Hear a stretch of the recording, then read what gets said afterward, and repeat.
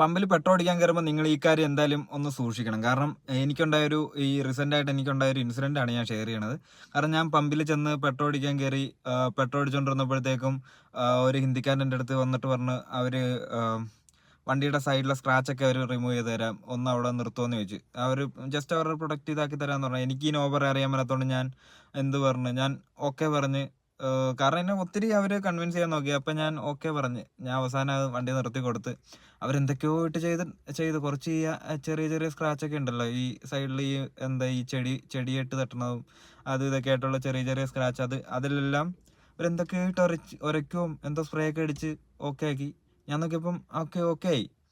എന്നിട്ട് ഞാൻ വീട്ടിൽ വന്നിട്ട് വണ്ടി കഴുകിയപ്പോഴാണ് ഇതിൻ്റെ അകത്തെ ചതി എനിക്ക് മനസ്സിലായത്. കാരണം ആ ഒരു ഏരിയ ഫുള്ള് ഫെയ്ഡായിപ്പോയി.